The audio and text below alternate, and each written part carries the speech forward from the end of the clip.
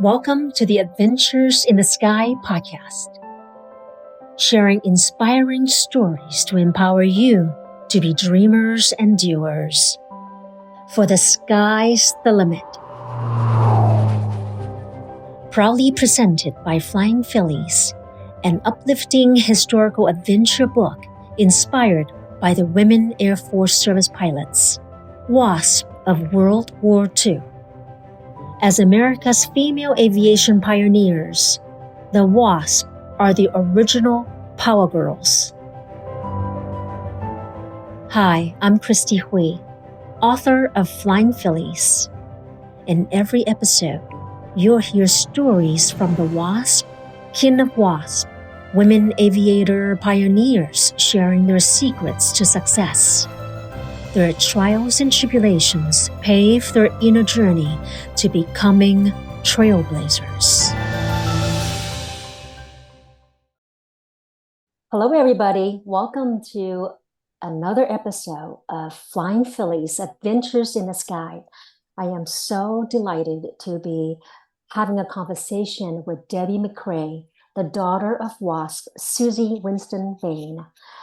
I am so happy to be seeing you today on our podcast, and I met you at the WASP homecoming. Would you mind giving our audience a little introduction of yourself? Yes. Hi. My name is Debbie Bain McCray. I'm Susie Winston Bain's daughter, currently residing in Austin, Texas. I have a little small landscaping business. I like to think that I learned a lot about plants from my beloved mother, who, besides flying, was also an absolute fabulous master gardener. So we've been putting seeds in the ground since I was about 5 years old. I have 3 children, one of which was wonderful enough to attend a memorial service that we did for my mother back in April in Sweetwater, Texas, which is where she was able to get her wings back in 1944. So, I was at that museum on that day and witnessing the ash scattering ceremony in the homecoming event. I love to talk about that with you. What was going through your mind as you witnessed this sacred ceremony over Avenger Field? It's always so hard to put into words, to tell you the truth, and not tear up about it. The irony of it is, if there's anything funny, is that the wind, was so gusty. It came out of like absolutely nowhere, because it was a very sunny day prior to, is what most people had told us. And it was somewhere in the neighborhood of 21 mile per hour winds. And so, as doing a celebration, of her life, so to speak, and the memorial with spreading the ashes on Avenger Field that she and I had talked about, that I wanted to do for her. And back when she was living, she was, no, honey, that's too involved and too hard, and nobody has time to do that. And I said, oh yeah, I definitely have time to do that, and I'm going to make time to do that. So it took us a while to get down there, because she actually left us in 2017. We finally got down there, but the wind again was so strong. So we say that she was kind of flapping her wings up in the sky, and looking down on us. So with that, kind of the tears were able to stop, and, a big smile came upon my face. And the most beautiful thing was all of the people, all the many, many people that came around the flagpole area and, helped to be part of this memorial service, along with my son and my boyfriend and other fellow WASP members and families. Yeah, it was definitely very sacred. And yes. It was super windy. I remember that. It's going every way and every which way. It definitely tells us the place where they were trained. Right, exactly. And just to paint the picture even further, they could not even fold the flag. They had to fold the flag the color guards inside of the building in order to get the flag flown. I mean, excuse me, folded properly. And you're right, though. It's almost like her spirit I know. I'm telling you. is there, She, right? yep, she pretty much has the last word in anything, whether she's living or flying above us. She's She made, there. yes, her presence was definitely felt. I was there. It was like remarkable. Mhm. Now, so your mom actually had that wish, and she told you about that wish before she passed? No, actually, when we were, it's so sad to do, but it's something that, I encourage all families to do.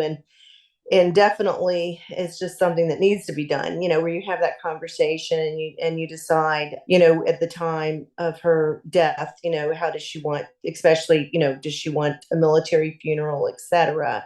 And what we did here in Austin for her, we had many celebrations in her honor, but at the church that she's been going to for well over 30 years, we had the military service there.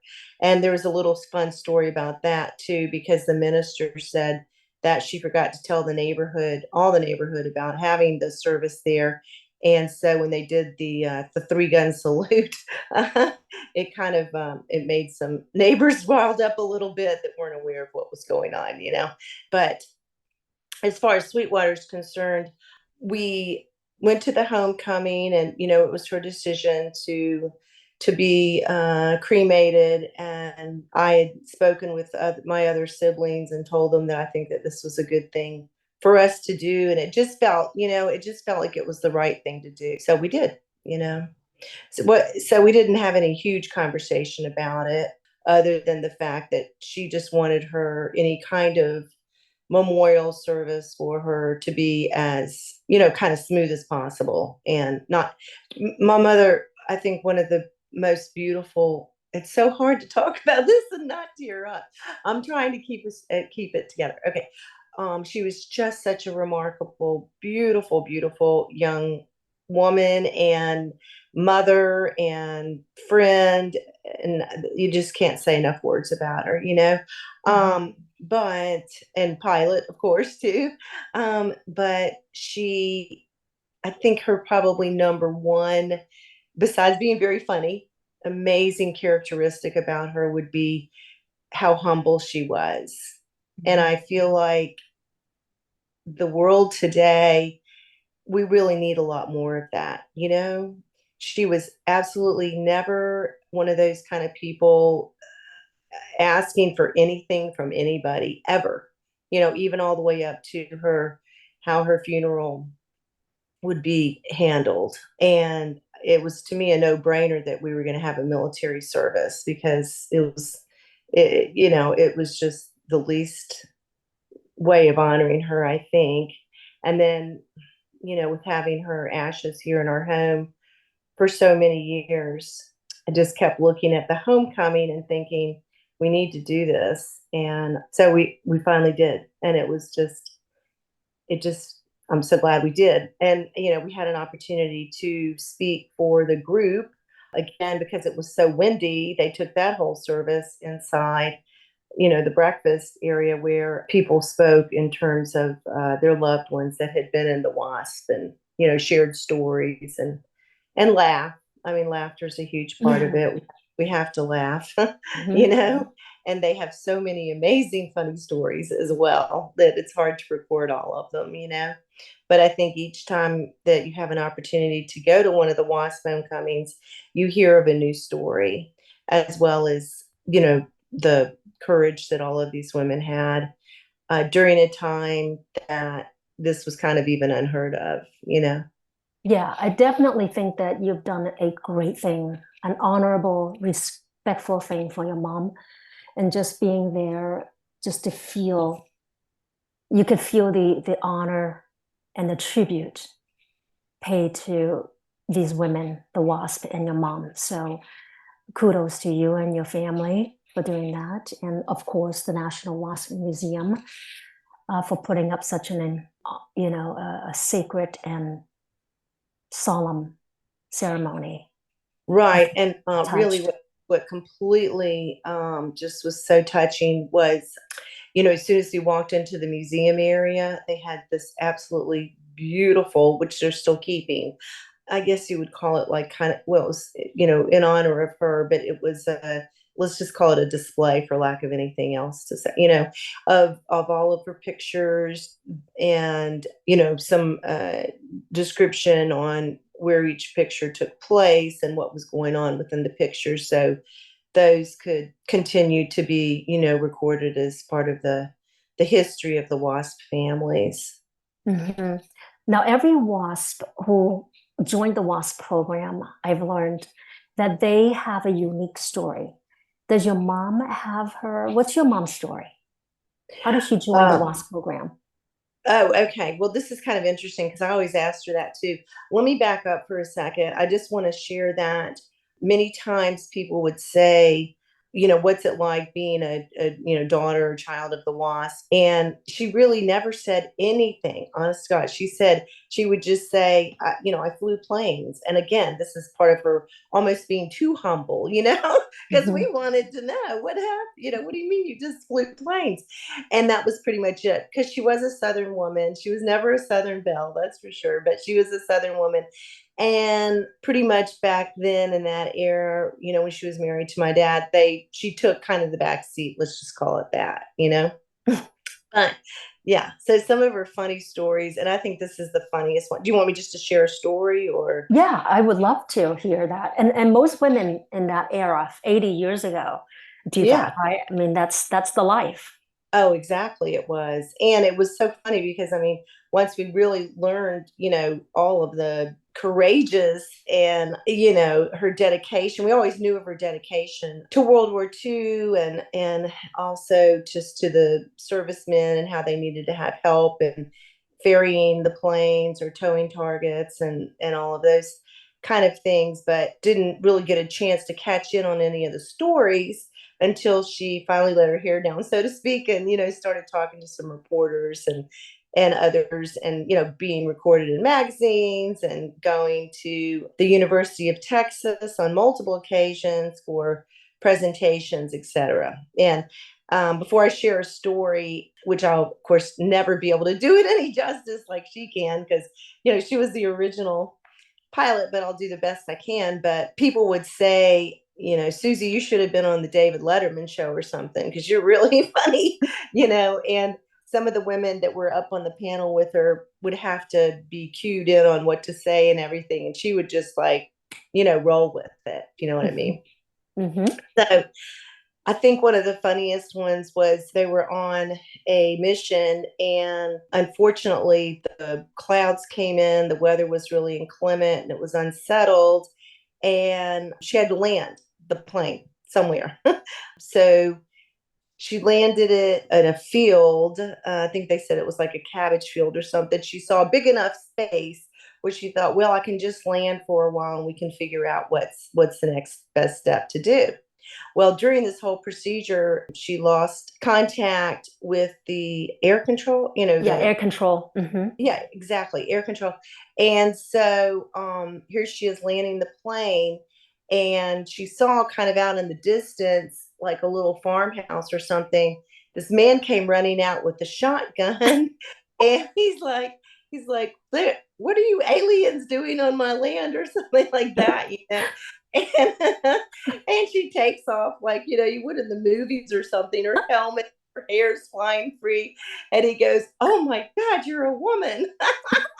I just love this story. And it even gets better because he goes, you must be hungry, and that kind of thing. And so then she and her co-pilot at the time went in, and they still don't have any, communication to the air control. So at this point, they have a plane missing and two people missing, and they're not exactly sure where they are. So mom was just kind of, for a brief second, getting a sip of water and, enjoying ourselves a little bit and relaxing really until the weather kind of settled in. And then she realized, she's like, oh my God, I got to call air control and let them know that we're alive and well. She didn't get shot at, did she? Yeah, in some farmer's house. in the Cabbage Patch in in New Orleans. And so anyway, so that That's I hilarious. But yeah, she that's didn't get shot at, right? The plane, the farmer mhm. didn't shoot the plane. No, didn't shoot the plane and was but it is really a clip like you could see on a film or something, just a little small episode. But What was her favorite plane?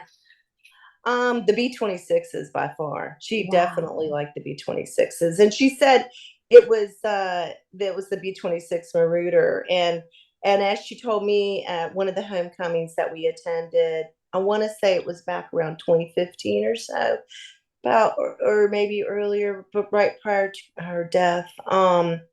But she would say, and she was actually interviewed that night too, and so the interview that took place that night that was down at Sweetwater is recorded in the Texas Historical Commission in Austin, Texas. Just a little voiceover of a segment that they did on World War II. So I just wanted to add that. But she said to me that night, she said, honey, it wasn't all like glorious or anything like some people portray it to be. She said, I was only, 5 feet tall and weighed about 100 pounds. And they put these zoot suit things on us.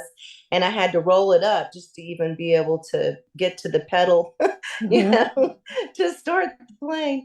And she said that sometimes she would literally have to crawl in from the backside of the plane and crawl her way in instead of being able to, kind of open the door and get into the cockpit and such. Was she underweight? Did she meet Well, the she wasn't really requirement? underweight. She was just Mhm. always very tiny, very petite woman. Yeah. No, I That's don't think so she was good. underweight, but she said the zoot suits were just ginormous, and I've Yes, seen a they're picture of. 44L. Yeah, yeah, exactly. And a little bit bigger for her, so she'd have to roll them all the Mhm. way up to her knees. But I really think the most comical thing, if you would say it was comical, is I would ask her when I was younger, I said, Mom, you can't literally find your way out of a paper bag. So in Greensboro, North Carolina, where we spent a large part of our lives, where she got married, to my father, we had just a shopping center area, and it might have been like ballpark, I don't know, 15 miles from our house or something.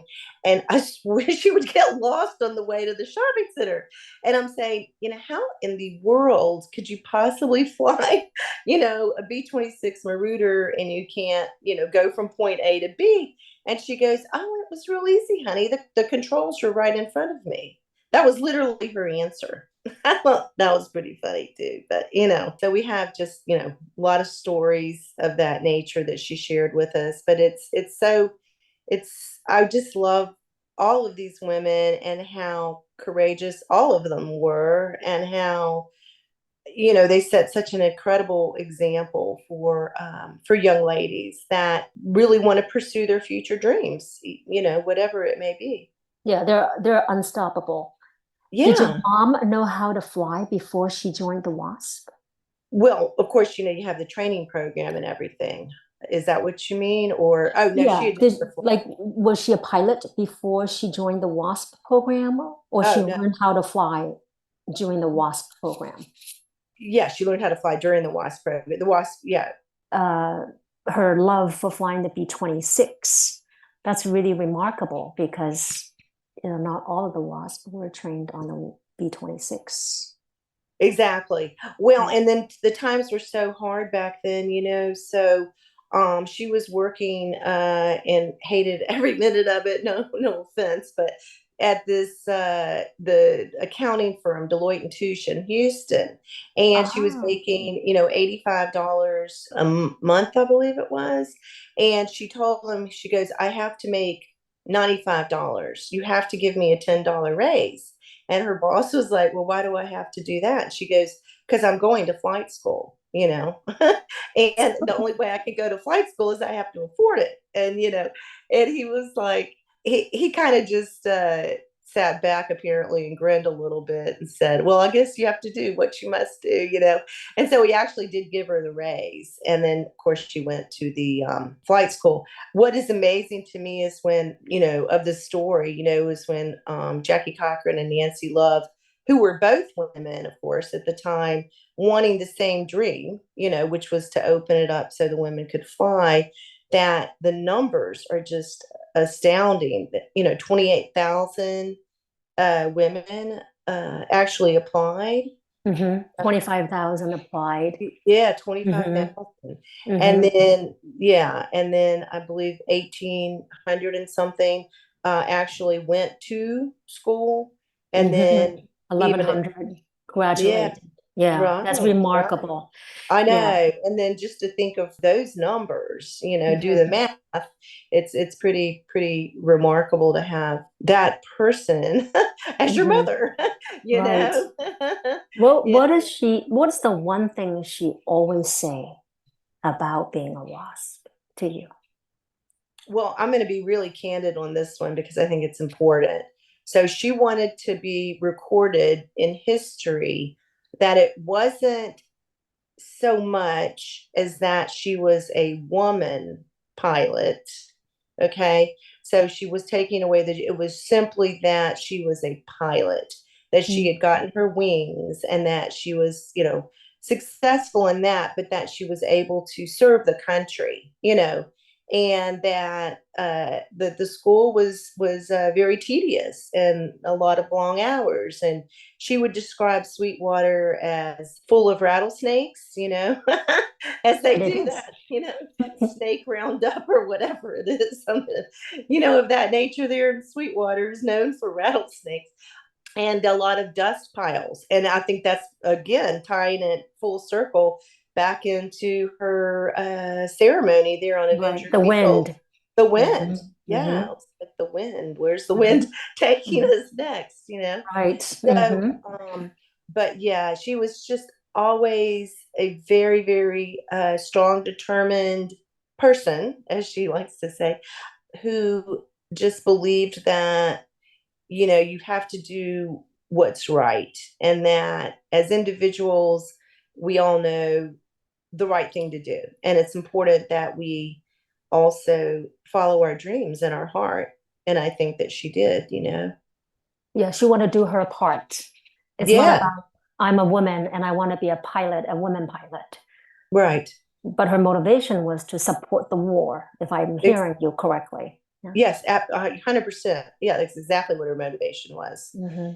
And she was in school at the University of Texas. She was the head of her sorority, and they were doing a little cheer at the time that they sounded out that Pearl Harbor had just gotten bombed, and that was a really earth-shattering moment for her and many others. And that's when she fully made up her mind that she was going to do whatever she could to do her part to serve in the country. That's a remarkable time, isn't it? That really rallied the whole country. Men, Yes. women, children, galvanized everyone's spirit and effort to help out with the war. Did she ever talk to you about some of the biggest challenges she faced during her WASP training? So in our family, just the physical side of the women in our family, we always have had, we have really strong legs. And like my grandmother, which she was the oldest female of 9 children in her family, if that makes sense. Okay. And so we nicknamed her sister, and that was my mother's mother. She would always say, be proud to stand on your feet, because no matter how small or big they are, they're your feet, you're walking on it, it's your path. And so the same with mom. So very strong legs, but upper body was just not. We just and as many women actually, it's we're not necessarily born with Upper body strength. upper body strength. Yeah, exactly. Mm-hmm. Exactly. So as in training, she kept going by the chin ups, where you have to hold the bar, which is hard enough as is, because we also have pretty bad arthritis in the family. And so gripping things is not the easiest of tasks. And so she had to grip the bar like anybody does, for a chin up.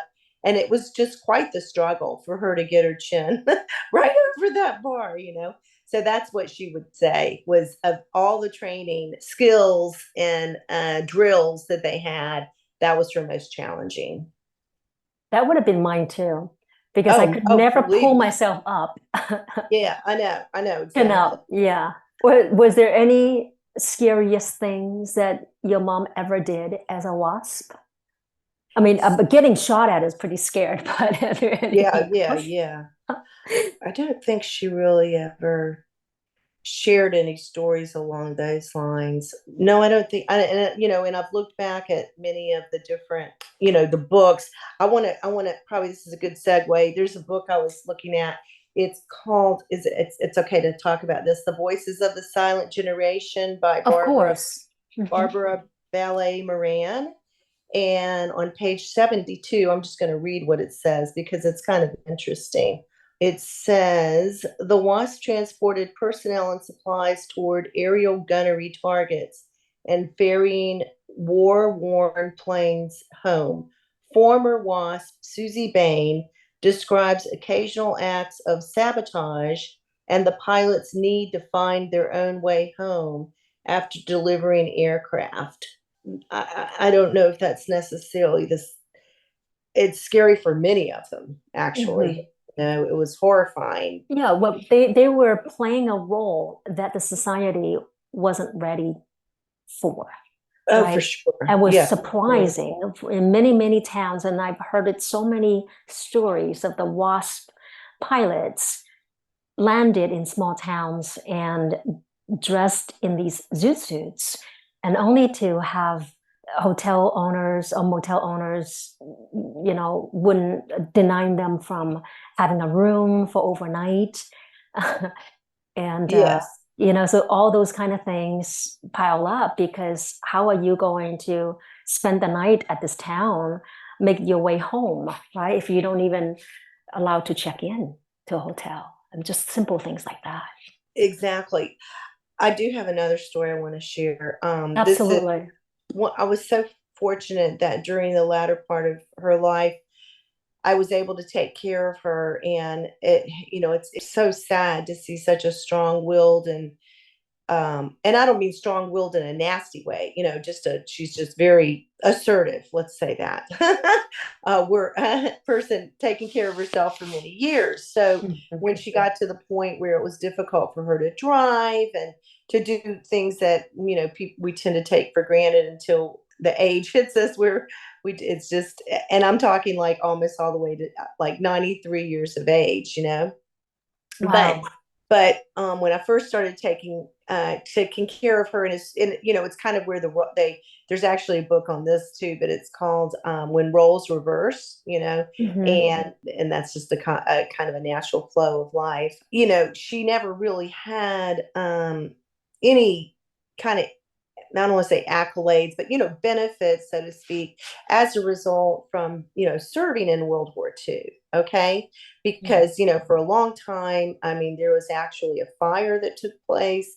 A lot of the records were lost, DD-214 numbers, et cetera, things of that nature, and so it was really hard to prove that she was actually a pilot during this time, and that this is what took place and this is when she served, so all of that paperwork, it was essential to have. Anyway, so we were sitting around the kitchen table one day, and she said, well, let me just call down to the Veterans Administration, and I'll just see, because it never hurts to just to check out and see if she has any benefits as a result of serving in World War II. Okay, and we're talking like pension and things of that nature. So she called, and definitely medical, right, to be able to be on the VA medical policy. Mhm. So she called, and for all I know, mom was just an amazing woman in almost everything she did, but sometimes she would tend to not necessarily talk to exactly the right people for the right subject that she was looking for. And so she called down there and she asked, and I don't even know to this day who it was, but she had mentioned that she was a little kind of, when it came to talking about herself, she wasn't very assertive. I want to use that word. I know I said the word assertive earlier, but when it comes to talking about herself, she's not that assertive. And so she would feel like, well, I don't there's not anything. I don't know why you would think that there would be any benefit as a result of serving in World War II. Anyway, long story short, he called down there and he goes, well, yes, let me just check just one more second. Now, what division did you serve in? And she said, I was in the class, 44 W4. And what year? She said 1944, etc. And so he puts down the phone. And again, for all I know, this was the janitor talking. I don't know who she's talking to. I don't know. And puts down the phone. He comes back on and he goes, well, yes, ma'am, as a matter of fact, we have checked. And you do have half of a burial plot. And it was kind of humorous because she was like, oh, so I can bury half of my body, but not the other, you know? And I thought, well, I'm pretty sure either he's pulling your leg or I don't know who the heck you're talking to. So anyway, we managed to get all the document and data, dot our I's, cross our T's, put together a whole platform of, pictures and everything. And so here we are sitting in the VA's office. And I'm telling you, probably 75% of the people around us were men. Maybe even 85% of the people were men, and substantially older men. And there we sitting and we're waiting to be seen in the VA office to see if there's something more than just half of her body to be able to be buried, in the spot. And it was just crazy. And the woman was so sweet. So finally we got hold of the right person, which was an act of Congress. And basically her first question to us was, well, how bad have we done? Because she knew that sometimes, just like any other kind of service, sometimes, mistakes happen and things are overlooked and you talk to the wrong people and et cetera, et cetera. And then from that point forward, they straightened it out. And she pretty much had her own good medical insurance. But what they did do for her, which was eternally grateful, is they helped her at that time to get a hearing aid, because what they said, which was true, is they could pretty much prove that the noise, of the planes that these women were constantly subjected to, definitely had an impact on their hearing. Just suffered from hearing loss. Yeah, hearing loss, because it was just so loud, all the time. Did your mom have any lifelong WASP friends? Oh, yes, she did. Yeah, I read about that. Yes. One of her really, really good friends was a woman by the name of Millie Dalrymple. They were actually baymates in Sweetwater. Nice. And she was hilarious. I adored her because she was a tennis player like myself. So we always got to exchange tennis stories, but she was just a whippersnapper, to say the least. And so she and Mom, they got along really well and had fun together. How would you describe their camaraderie between them, their friendship? I think, well, I wouldn't say just not them, but one thing that I've observed for sure when I went back for the service for Mother in February is we noticed that the whole camaraderie in general of everybody is it's like a special, very, very special group of women that all have that in common, all have the fact that, and their families, which some of the family members actually, did go on to get their pilot's license as well, probably as a result of being exposed, to it. But it's almost hard to put into words, really. It's almost unspoken words, really. It's just the fact that I'm going to call it maybe kind of an energy. It's an energy that collectively that everybody was able to share then, and that hopefully the surviving families can, continue to promote and share that energy now. One of the things that I think is most captivating to me, because I look at the WASP as my heroes, and my mom isn't a WASP. So, but as I come to learn about the WASP and feel their, to get to know their story, I just think that there's a super glue amongst them. Yeah, that's the word. Super glue is perfect. Yeah. And then their sisterhood. They're always so humorous. There's a lot of comedy going on between them, the banters, right? Yeah. The stories they share. It Yes. just cracks me up just to listen to that on the sideline.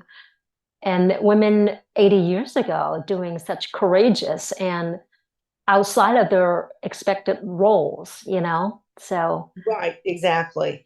One of mom's favorite sayings was, even after all of her gardening years as well, like the last thing you're ever going to see me do is knit one and purl two. And she said, not that I don't have great admiration for people that do that, but mom was talk about just a barrel of energy. She just always had something going, but not necessarily, I would say, Christy, not necessarily in a social way, as much as just constantly wanting to learn new things. Let's put it this way.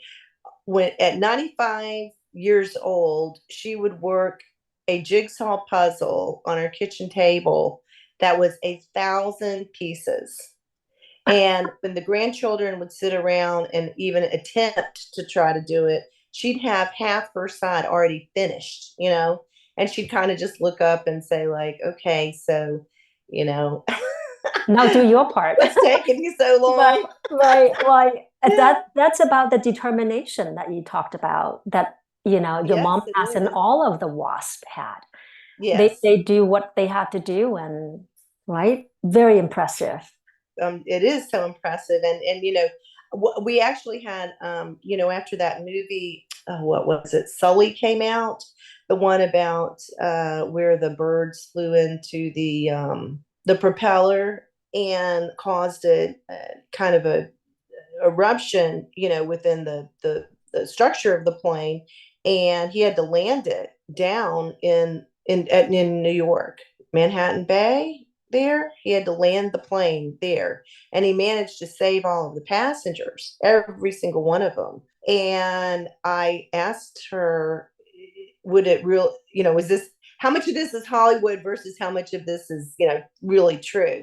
And she goes, it's 100% true, because that's how precarious it is, when you're Mhm. flying, right? So you're in this humongous machine. And so if you just do the slightest little thing wrong, it can go, nosediving down quickly.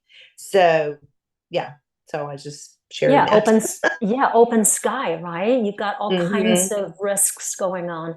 So Mm-hmm. yeah, as a pilot, you had to be calm and cool-headed and to Exactly. be able to deal with unexpected situations. That's the Yeah. first quality of the pilot, a good pilot, right? Yeah, I was just gonna say, this is a cute little story. During her training, so she was flying the B-26s and the PT-8s, I believe it is. And so she had a really cute little instructor, and I've got the cutest picture of them. Who they were equally right about the same size. So she was trying to land the plane during the training, and she couldn't, speaking of noses of the plane, and she couldn't figure out quite how she wanted to land it, because there really wasn't very much area to land it in at the time. And she goes, well, there is that little patch of water down there, and I think if I can just tilt the nose just enough to land it, in, I will be able to land this plane. And that's what she's saying to her instructor at the time. And he's like, there's no possible way you're gonna be able to land this plane, in a patch of little patch of water down there. And she goes, well, I just need to try. That's what I mean by, resilience. I mean, she was just like, no, I really think, and for her, which is very interesting, and I understand how she saw this, it was kind of putting it in at the right angle. And now, as I'm even telling this story, I feel like she and I, and whether that's a hereditary factor, I don't know, but I see life, very much as an angle too, whether I'm gardening or playing tennis or, any kind of sport. You can see it kind of in a different way than just a flat dimensional. And I think that probably all these pilots had to be able to do that, had to have that skill set to be able, as you said, to think really quick, on their feet, perhaps at many points, make life or death decisions, for themselves while they were up there flying. And they're always up for challenge. It's like the instructor is like, okay, I don't do it. It's like the wrong thing to say to a wasp, Yeah, yes, right? exactly. I want to share this story because this is kind of funny too. Not funny, but so my mom and dad met each other in Nuevo Laredo, and he Mhm. was actually in the army, and he had somehow convinced the army, because he's always a salesman, once a salesman, always a salesman. And he was like one of those greatest salesmen, and even back as a child or young man. And so he told them that he was wanting to study into medical school, and so there was no way that he would be able to be on the fighting line, in the war. So he convinced them of that, and that's exactly what he did. But still, he was considered to be a private. And mother was on her way to being a lieutenant. And the rules were that, in terms of courtship, that you could not date down. So that she would have, that was, did you know that? So she literally would have had to have dated somebody of her class or above, and not down. I did not know that. Yeah. And It's so specified in the WASP program, or that's just I don't know if it's the WASP or the Air Force, but I mean, I just know that that's when it must be in the WASP, because that's what that's what they said, that you cannot, date down. And anyway, she dated down date and down. ended up marrying. But anyway, I just wanted to share that story because she thought that was kind of interesting, and she was like, "I'm very glad I did." And actually, the humorous part of the story is that, and this is very characteristic of my dad, if I can segue for just a second, because he came to pick up her baymate as a date. So here's some camaraderie, and she was not ready. Mom came to the door and said that she was getting dressed, and she had her hair in curlers, but she would be there in a minute. And he literally grabs her arm and says, "Never mind, I'll take you." And so I guess that started their whole, secret secret romance. Well, they are still best friends, the Baymate and your mom. So I know. So she did wasn't that something funny? right. Yeah, they managed to get around that. One thing I definitely want to say, though, in all seriousness, is again, her being meek and not talking a lot about that role of her life. And, I think some of it is when the grandchildren came around, and, she was, busy putting plants in the ground and doing gardening, and all of the other activities that she was involved in. Then in 2010, when they finally got awarded the Congressional Gold Medal of Honor, Mhm. her life changed drastically, and I How would say, so? well, because newspapers would call us, and that's when she started doing, talks and presentations, and it was a humongous time in her life.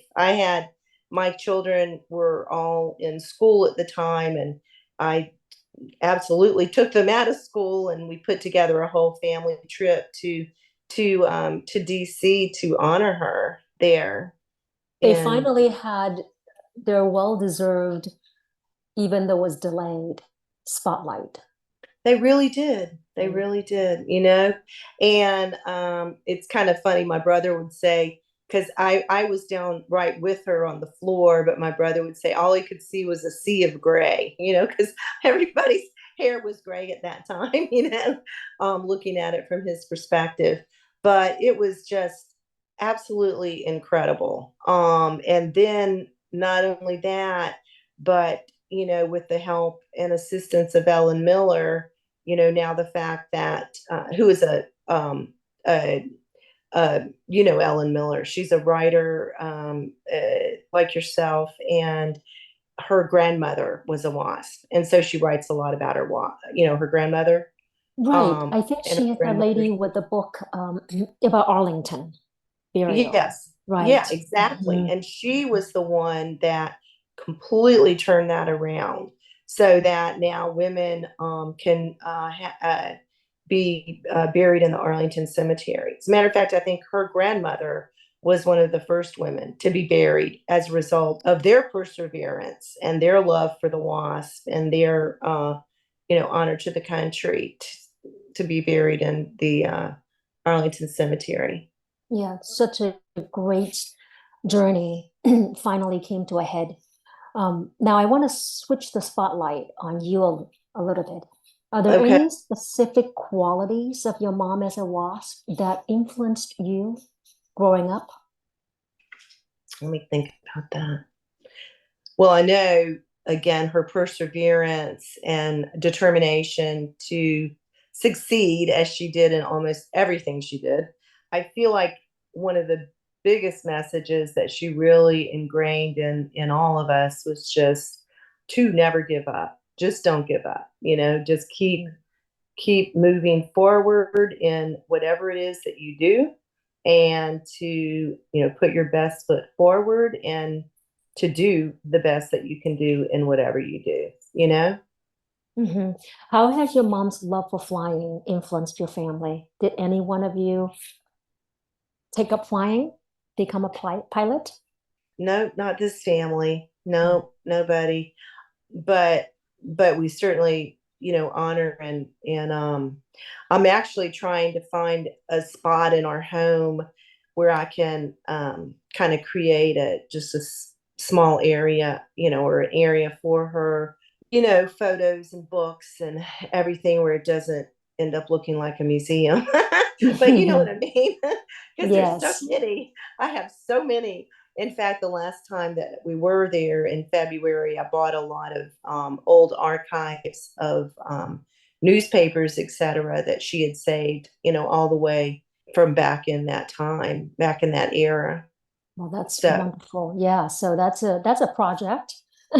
what I feel like she really instilled in me, more so besides the never give up, is I have a little landscaping business, and I just every single seed I put in the ground, I think of her. It took me forever to be able to go to a nursery, because we used to always go to nurseries together and laugh and pick out plants and just have fun together. And we both have very different um, going unique styles about how we garden, because Mhm. she would always create the spot and then go get the plant, and I'm always like a little bit more on the artistic side, in that I want, if I see something that I like in the nursery, then I'll go get it and then just create a spot. But nonetheless, we had the same goal, which was, I think, to create beauty and around us. She was always that person that would, besides being master gardener and having a green thumb, just wanted peace.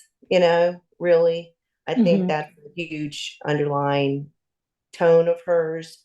She never liked confrontation in any kind of way, and just always wanted to, make everybody's world better.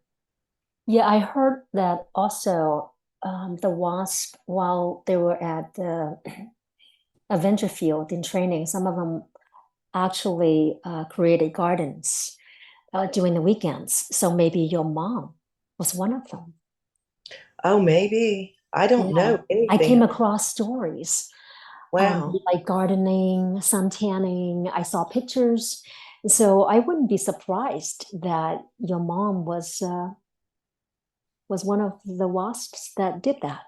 No, I wouldn't either. In fact, yeah, the fields looked absolutely beautiful, because, we were there again in February and the wildflowers were out everywhere. And it's just absolutely stunning, Mm.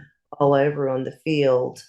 But I got to tell you, spreading her ashes, and with that wind, I mean, it was so, so windy that the colonel that, normally just does that ceremony by herself, I asked if I could walk alongside of her, and she said yes. And we would just have to really hold tight so the ashes wouldn't just fly everywhere. There wasn't any kind of a strategic placing of them, because the wind took it over. I mean, that is literally how strong the wind was that day, you know? I know, I was there. It was so Yeah, cold, yeah, honestly. yeah. Now, so I have one final question for you, Debbie. Okay. You have interacted with lots of WASP, which is, I considered a blessing to be able to meet real life heroines like that. What 3 words would you use to describe your WASP interaction if you had to describe your experience with them? What words would you use? Heroes now and forever. Can I do a Of 4 words? course. Gotta say that. Yeah, I was thinking, what is that little thing called? The and. Okay, yeah, heroes now and forever. And they are. Their Yeah, spirits yeah, definitely are living amongst us. And as we, circle back to that adventure field that day, the wind with their eyes on the sky. That's how it's a great story. Thank you so much for sharing your personal moments and funny stories of your mom. I appreciate it, and I'm sure our listeners would appreciate that as well. They're Oh, always thank. forever heroes of us. I will just interject that if you're in North Carolina, at UNCG, University of North Carolina at Greensboro, there's a beautiful exhibit that has some of her uniforms and other important papers and stories there. There's, also a museum in Denton. Don't know the name of it at the top of my head. And then, of course, the wonderful WASP Museum down in In Sweetwater. Sweetwater, Texas. Yeah, Yes, yeah. yes. And I don't think you can say enough about any of those people. So It's extraordinary. Well, thank you so much for coming on to the show, Debbie, you're again for so, your time you're and so welcome. sharing these amazing stories. Like you said, heroes now and forever. Exactly. And I just want to thank you so much for, for spending this time together, and also for helping to keep our stories alive and strong, and to honor all of those beautiful, wonderful people that made the decision and made the right choice. I guess that's another thing you could go segue into, is just they made that choice and they stuck with it. And, thank God they did, because now other women and, are able to, like you said, follow in their suit. Yeah, they are our inspiration, our real life heroes. So thank you so much again, Debbie. Thank you. That's all for this episode. Thanks for listening to the Adventures in the Sky podcast. To all of you dreamers and doers, believe in your dreams. For when you dream and do, the sky's the limit. Until our next story, unlock your extraordinary within and live inspired. To join the Flying Fillies Adventure Club, visit www.flyingphillies.com.